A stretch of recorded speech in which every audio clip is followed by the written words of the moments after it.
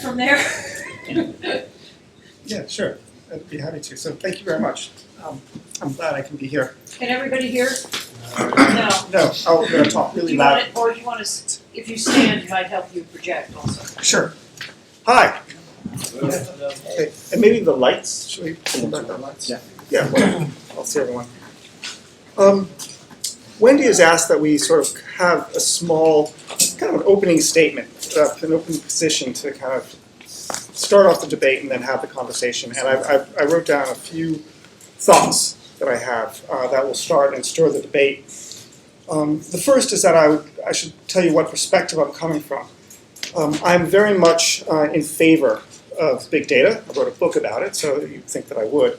In fact, I'd characterize myself as a data maximalist, okay?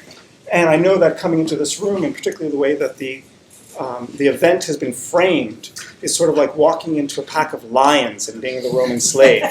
Okay? But that's fine. Let's have that conversation, and let me sort of take on that role of the idiotic American businessman, gun-toting, Fox News watching person, because I'm willing to sharpen the contours of that debate so we have a meaningful conversation about the role of data. It's also because that I really firmly believe that I have the, thank you, I really firmly believe that I have the bona fides to take this big data maximalist approach, because I've written widely about the privacy implications of the misuse of data and the abuse of data, far beyond the sort of superficial and facile ways that are thoughts that are normally in the press, which is how behavioral targeting can tell us that we are, more likely to buy Charmin rather than another brand of toilet paper. But in fact, looking at it in terms of how the Nazis raced through the Netherlands and just simply went into the town halls and took the famously comprehensive civil records that the Dutch had created and knew exactly where the Jews were and rounded them up far more effectively there than they did in other places where the data just simply wasn't as accessible. I'm very aware of the harms, and really the more serious harms of the abuse of data. Okay, if that's the case, then my perspective is to call for a sensible balance, not in the sort of phony balance that is usually said in policy debates, which means agree with me, that's what balance is, and we'll go forward, but really truly a balance. Let me also state my perspective is that I don't come with a prepackaged cosmology of what the right answer is and how we should go forward. In fact, if anything, I feel that the issues are not yet ripe enough to know A, what the harms are, and B, what to do about them, because we're in kind of an uncharted territory. That said, there's a few things that we can agree on. The first is that current privacy law does not work. Okay? And we've been talking actually about this for about 20 years, so there's no need to really talk more about it. We can care about why it's not working, but it just is almost immaterial.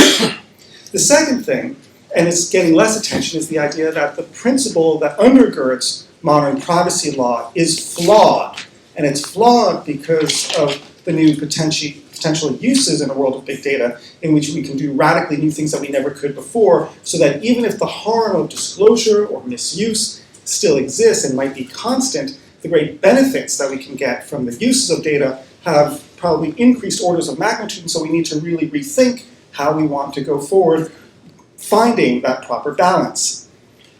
The issue becomes tougher because in the past it was about sort of a notice and consent regime where you had to kind of give your data somewhere else, and of course we willingly give Facebook our data. We know all of that. That's not the point.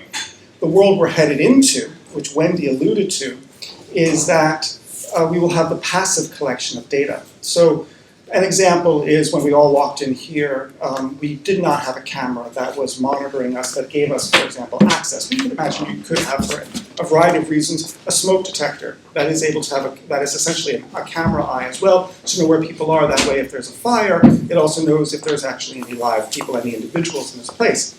But we also know that a video camera is able to, by the changes in the color of our face because of our pulse, identify what our pulse is. And knowing a person's pulse is actually fairly good, in addition to what their image looks like, a really good identifier for who they are. It kind of gets you part of the way up the field in some sort of identifying a person. So of course, the passive collection of data means that really in 30 years, wouldn't it be strange if we walked into a room like this and we weren't identified? right? Are we okay with that? We didn't have to agree to give our data, it was simply taken. Okay, so where do we go with all of this?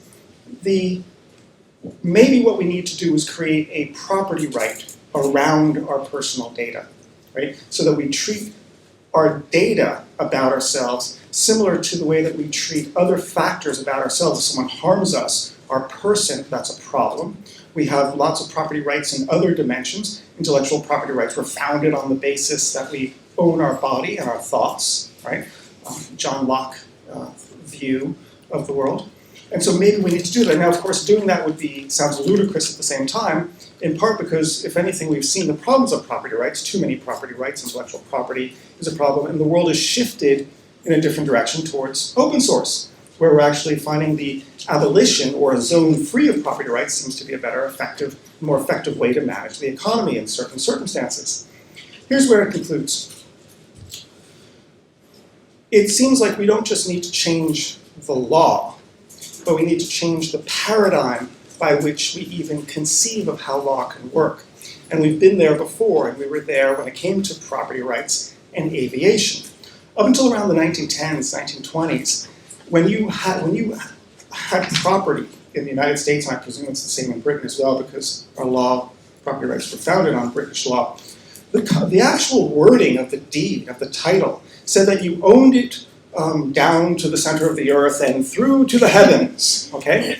And then commercial aviation came around, and farmers were really upset, and they thought, actually, this is a problem, but planes are flying too low, it scares the chickens have less eggs, and they said, well, we have a property right to the airspace above us. Look, that's what it says on the piece of paper, right? This is my deed to my land. Supreme Court thought about it and said, we've got a problem. And they said, this was dicta, right? Dicta is a legal term that means the flowery language around a law, but it's not really the law, okay? So they said, this is not really true. It's like you don't really have the property to the heavens. What is a reasonable level of airspace that you get? And you get it, it's some X number of feet, I don't know. But it allowed for planes to go. And if you didn't, can you imagine if you tried to go on a commercial airliner from one part of the country to the other and you're crossing everyone's land, you'd have to pay a toll booth everywhere, it would make no sense.